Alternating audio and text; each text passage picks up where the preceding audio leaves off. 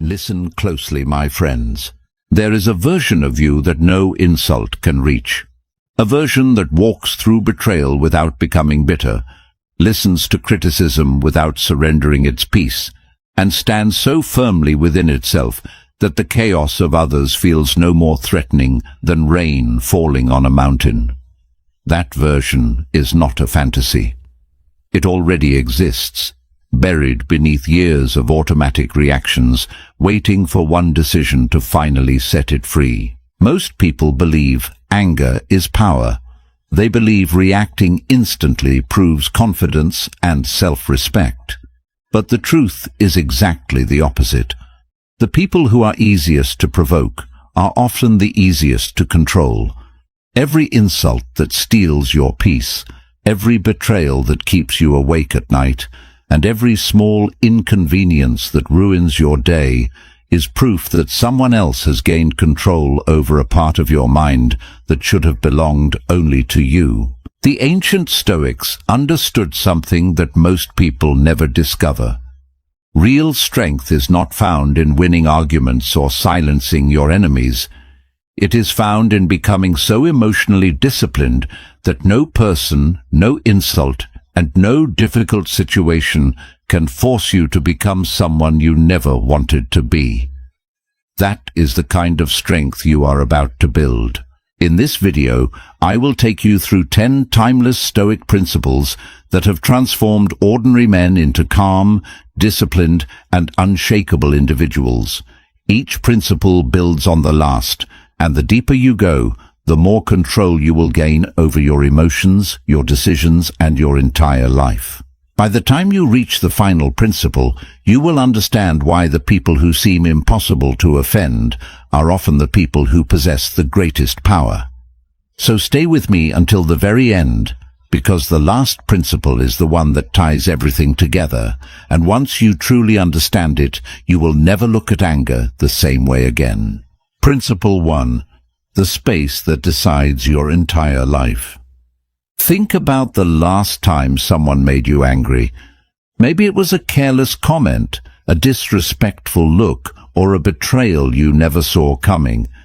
It felt as though they reached into your mind and switched something on without your permission. Your heart raced, your thoughts scattered, and for the rest of the day they controlled your emotions without ever touching you again. But what if I told you that this is the greatest illusion most people live under? Epictetus, a man who spent part of his life as a slave, discovered a truth so powerful that it survived nearly 2,000 years. He taught that people are never disturbed by what happens to them, but by the meaning they give to what happens.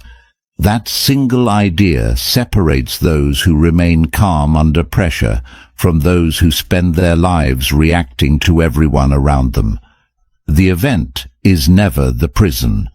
Your interpretation is. Imagine two people hearing the exact same insult. One carries it for years, replaying it until it becomes part of their identity. The other hears the same words, smiles quietly, and continues walking as if nothing happened. The difference was never the insult. The difference was the story each person chose to tell themselves after hearing it.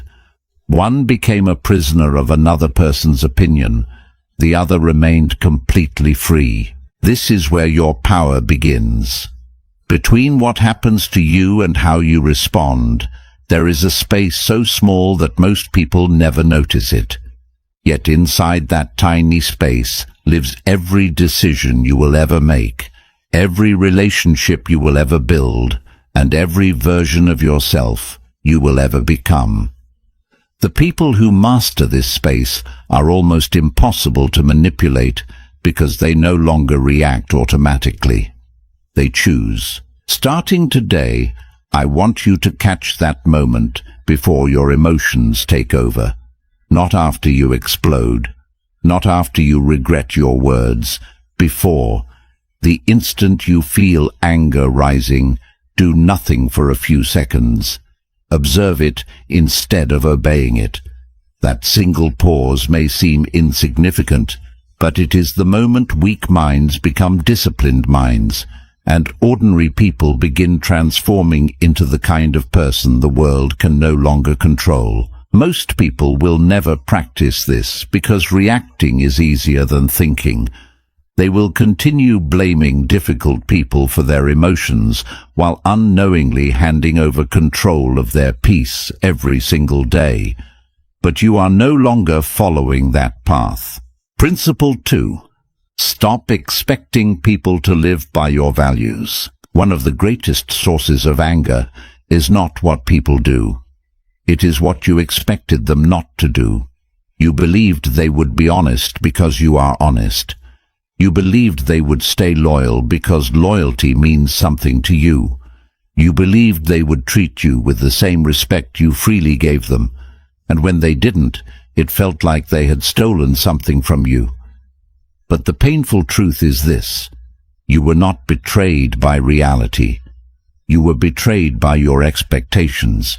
The Stoics understood that every person acts according to the level of their character, their fears, and their understanding of the world.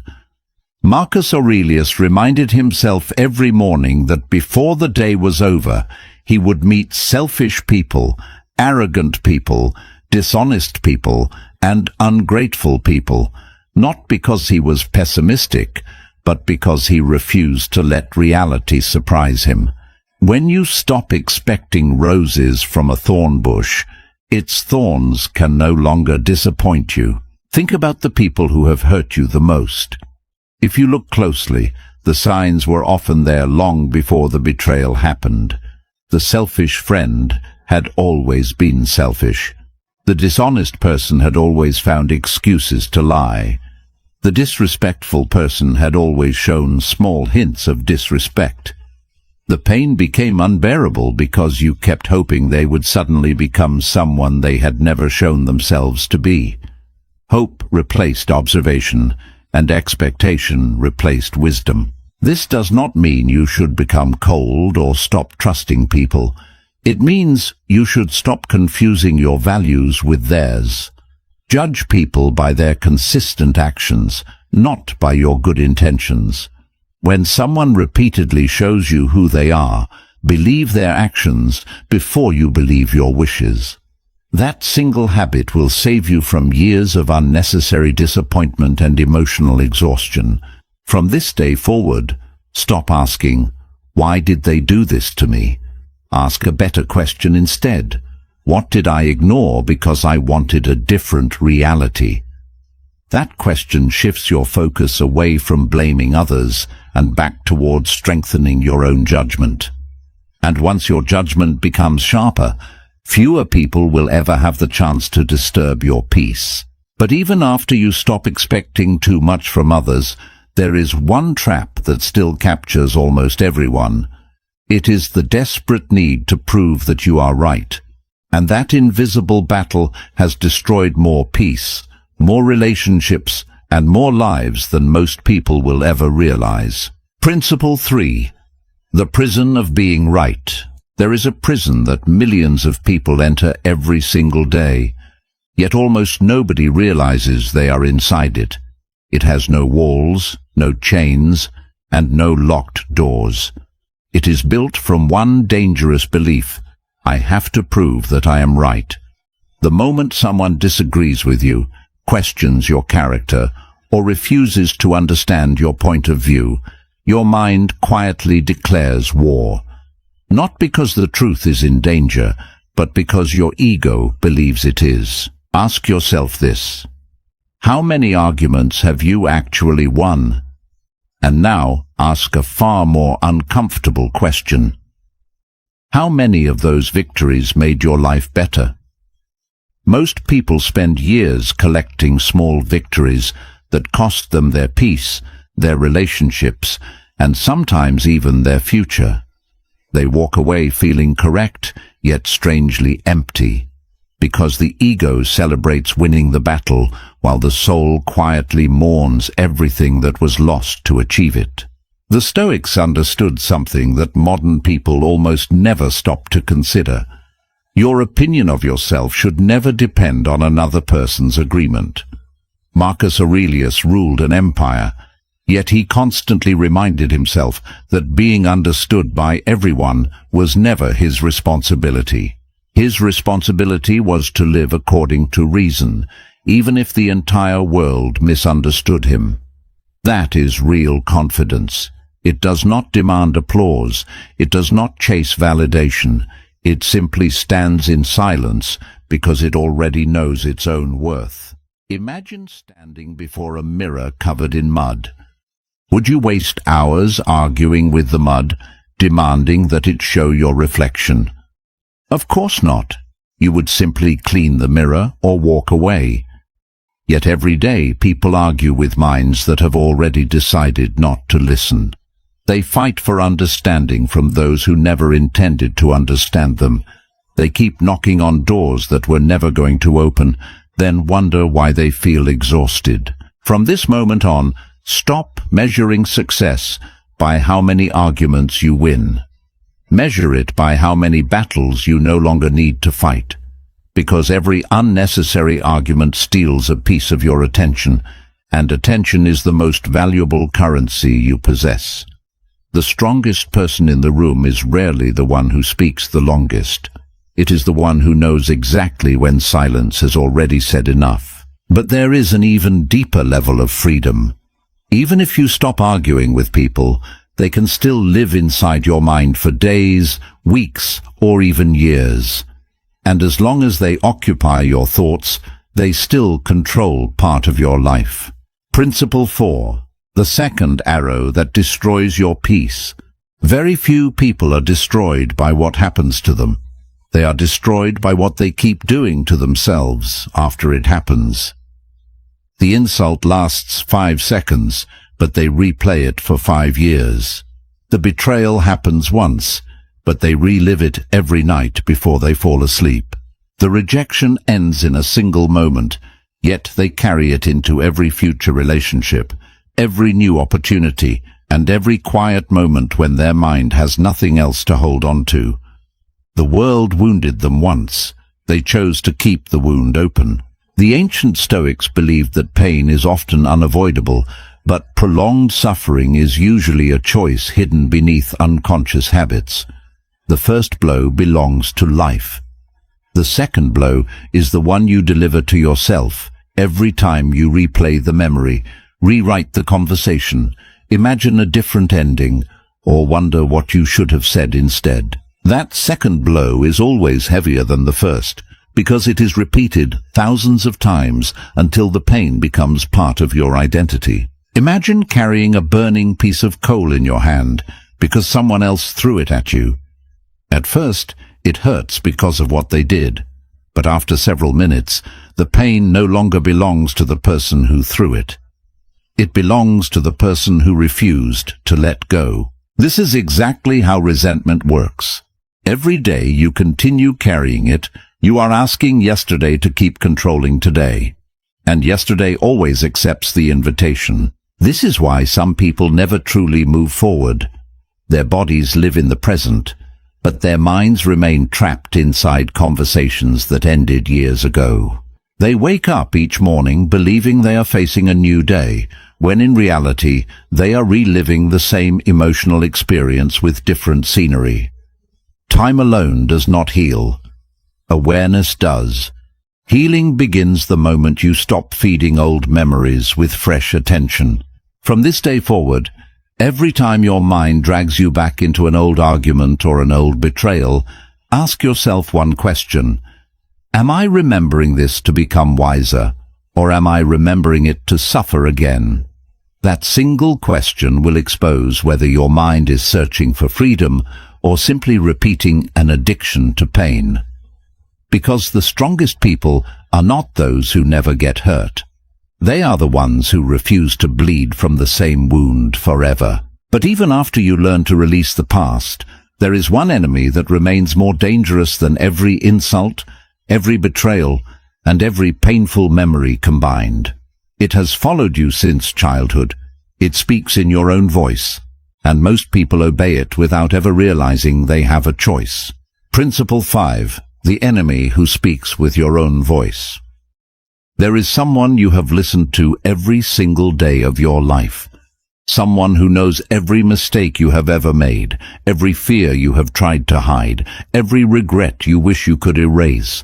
This voice follows you into every room, every relationship, and every decision you make.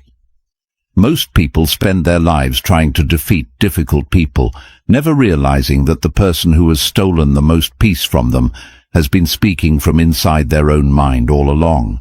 Marcus Aurelius wrote something that changed the lives of countless people. Your mind will become the shape of your dominant thoughts. Think about what that really means. If your inner voice constantly tells you that you were disrespected, abandoned, underestimated, or broken, then your mind slowly begins to build a world where every new experience becomes evidence that those stories are true. Reality bends around the beliefs you repeat to yourself, whether they are true or not. Watch your thoughts carefully after someone hurts you.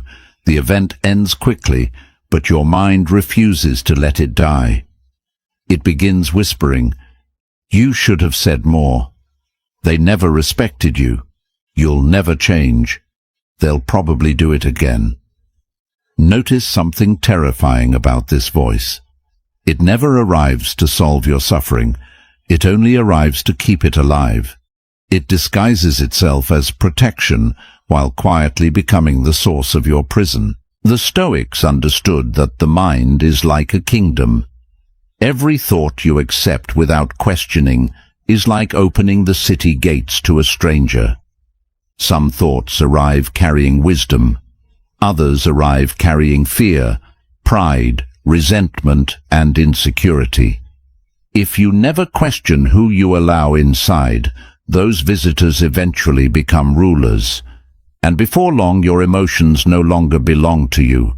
They belong to the stories you have repeated so many times that they now feel like truth. From this moment forward, stop believing every thought simply because it appears in your mind. Your thoughts are not commands. They are visitors asking for permission. Some deserve a place at your table, but many deserve to be shown the door immediately. The day you stop obeying every voice inside your head is the day you begin reclaiming ownership of your life. Because freedom is not the absence of difficult thoughts. It is the ability to decide which ones deserve your attention. But there is one final illusion that keeps even disciplined people trapped. It is the belief that peace will arrive only when the world finally changes. That illusion has stolen entire lifetimes from millions of people. Principle 6. Stop demanding that life obey you. Every moment you suffer, ask yourself one question. What am I secretly demanding from life right now? Maybe you are demanding that people understand you, that your family appreciates you, that your past never happened, that unfair people suddenly become fair, that the world rewards your kindness exactly when you expect it to. Hidden beneath almost every frustration is an invisible demand, and the moment reality refuses to obey it, your peace begins to collapse. The Stoics saw this trap long before psychology gave it a name. They understood that suffering grows whenever the mind confuses preference with requirement. There is nothing wrong with wanting respect, success, love, or justice. The danger begins when you convince yourself that you cannot be at peace until those things arrive. At that moment, your happiness no longer belongs to you.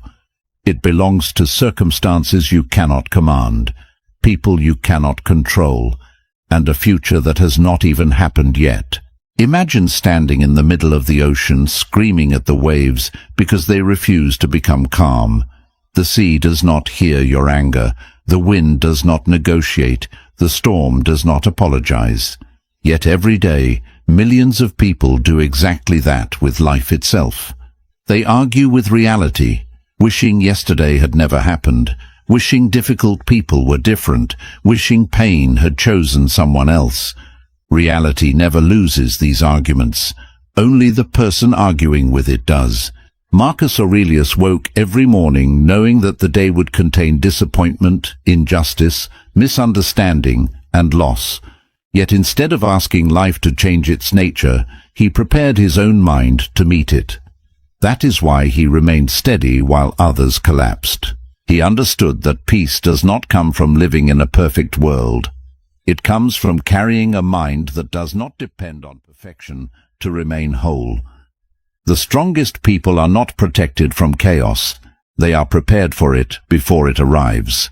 Most people spend their entire lives chasing a future where everything finally goes their way. They quietly tell themselves, "When people change, when I become successful, when life becomes easier, then I'll finally be at peace." But peace that depends on tomorrow will never belong to today. And because tomorrow never stops moving, neither does the finish line. They spend decades running toward a destination that was never real. So stop asking life to become easier. Ask yourself to become stronger. Stop demanding that reality match your imagination. Learn to meet reality exactly as it is, then decide your response with clarity instead of emotion. The day you stop negotiating with the world is the day the world loses its ability to negotiate with your peace. Principle 7. Die before you die. There is a quiet tragedy that destroys more lives than failure ever could. Most people never become prisoners of another person. They become prisoners of an identity they created years ago. They keep introducing themselves to the world with invisible sentences. "I'm just an angry person. I always overthink. I can't forgive. This is just who I am." They repeat these stories so often that they no longer feel like opinions.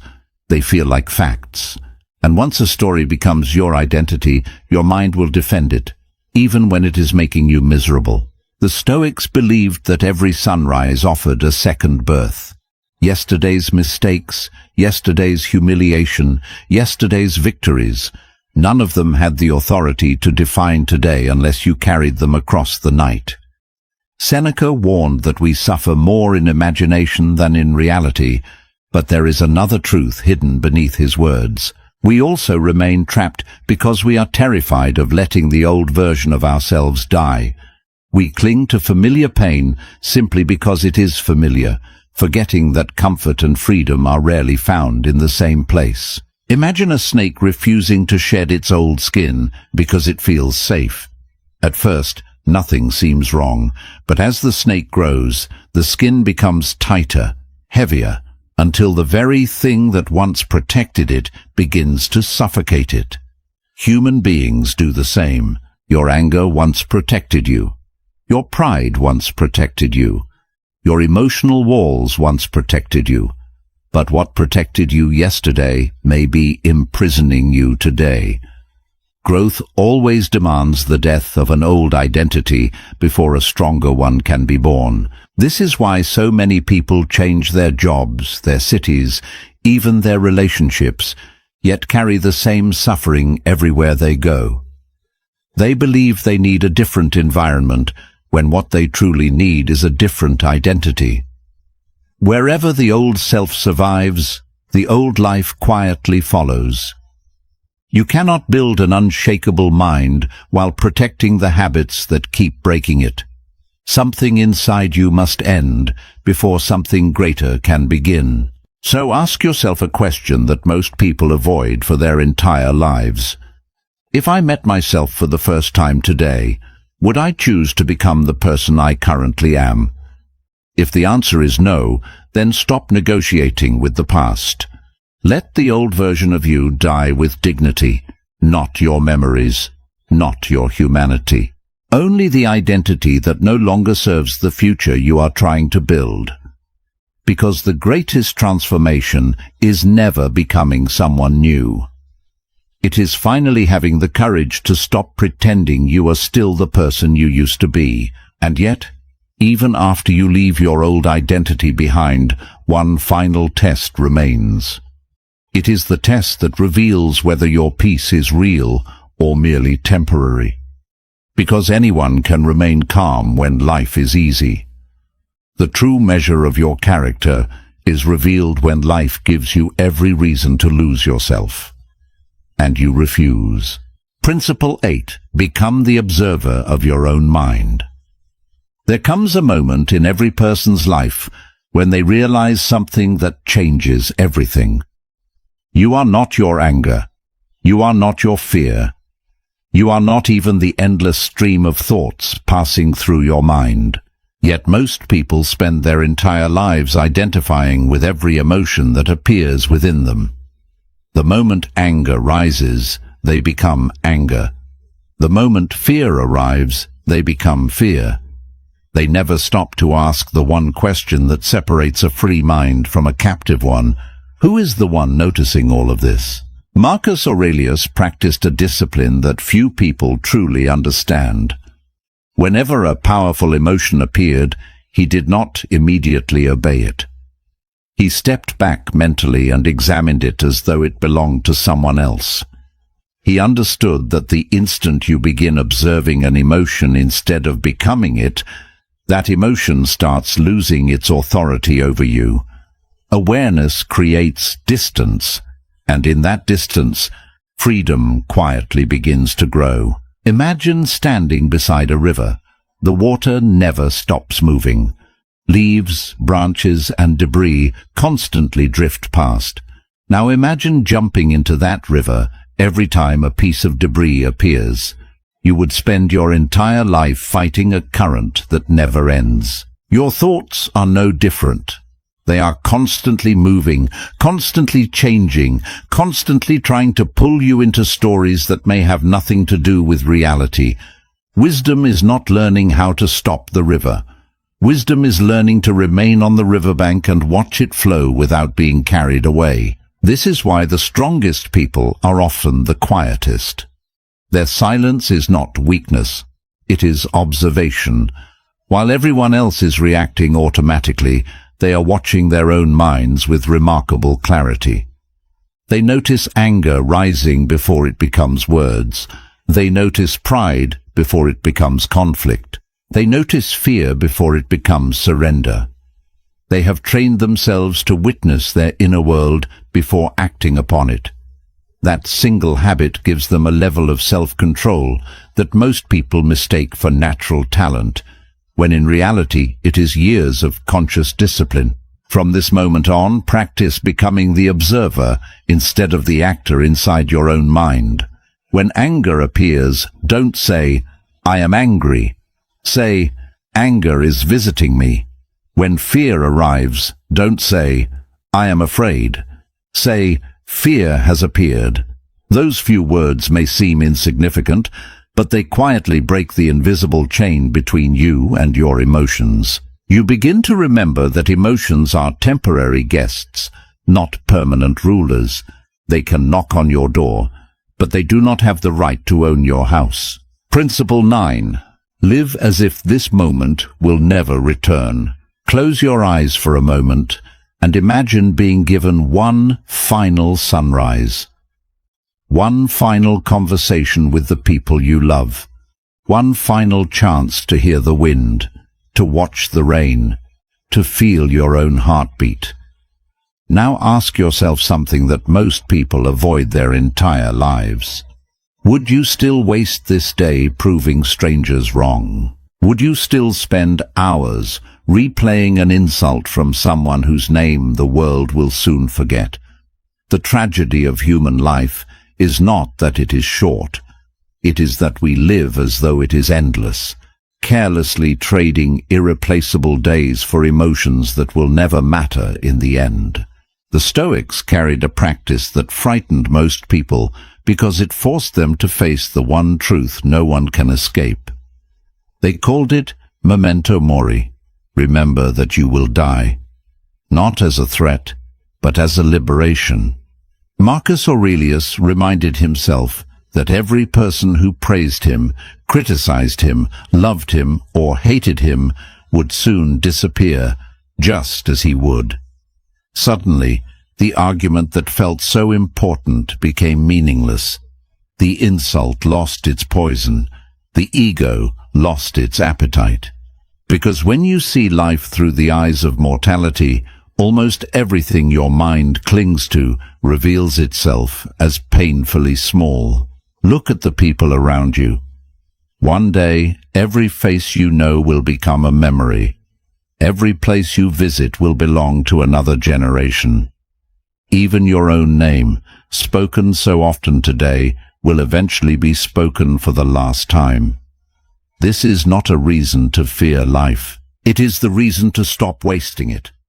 Every minute spent carrying resentment is a minute permanently removed from the only life you were ever promised.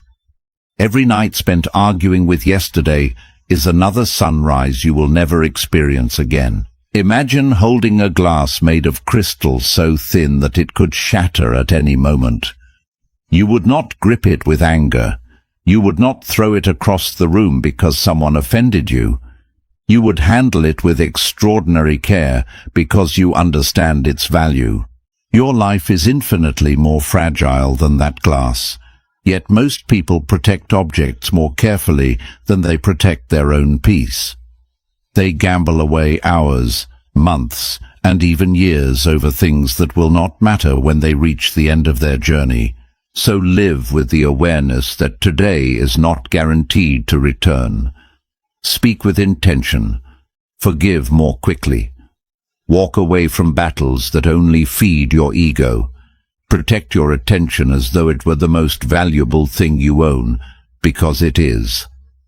The day you truly accept that your time is limited is the day you stop living like someone who has forever.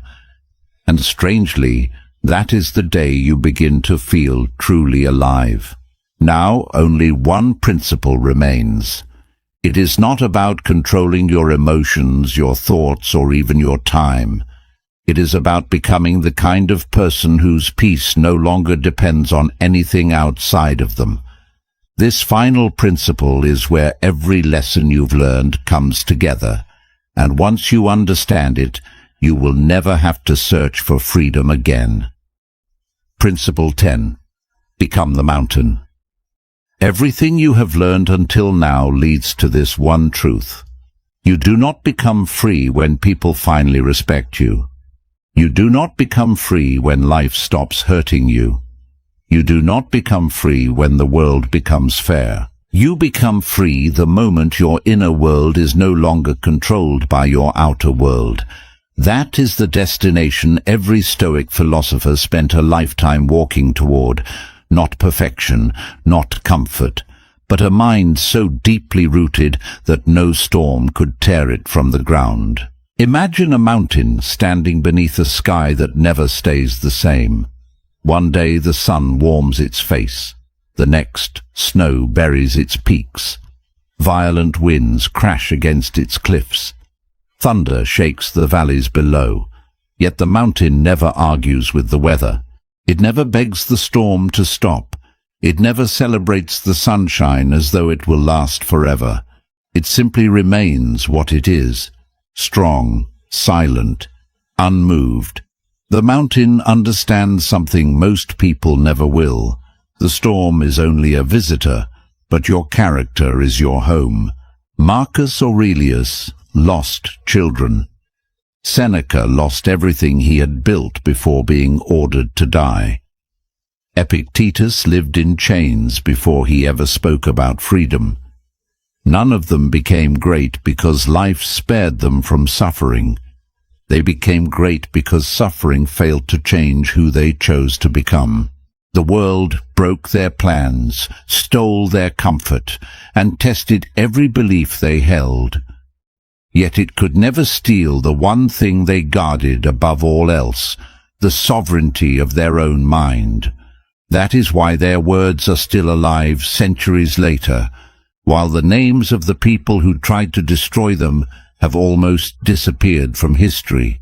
Most people spend their lives trying to control what was never theirs to control. They chase approval that fades, possessions that disappear, status that can be taken away overnight, and opinions that change with the wind. Then one day they wake up wondering why they feel empty. it is because they built their identity on things that were never permanent.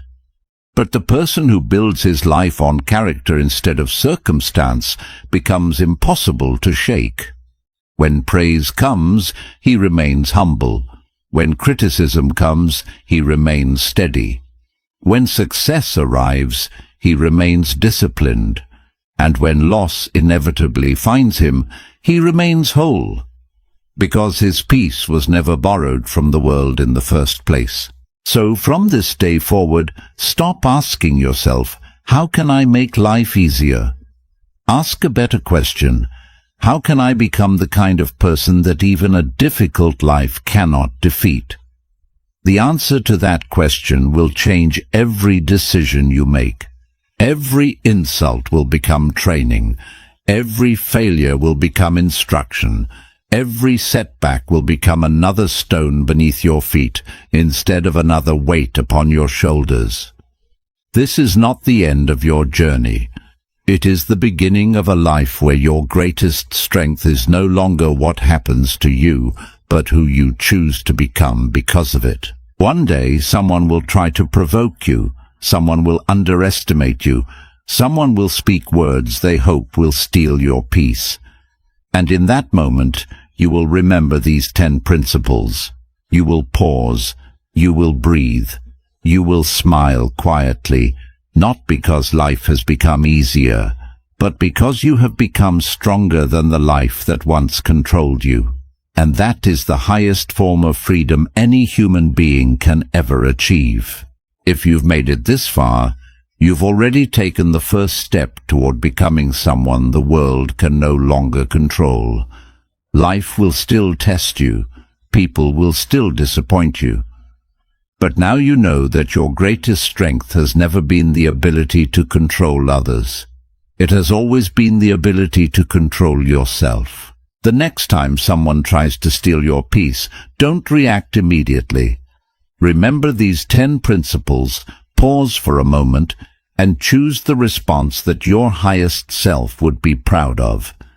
That single decision has the power to change the direction of your entire life. If this video brought you value, let me know in the comments which principle impacted you the most. And if you're committed to building an unshakable mind, subscribe and join us for more timeless wisdom. Until next time, guard your mind, protect your peace, and remember, no one can control the person who has already mastered themselves.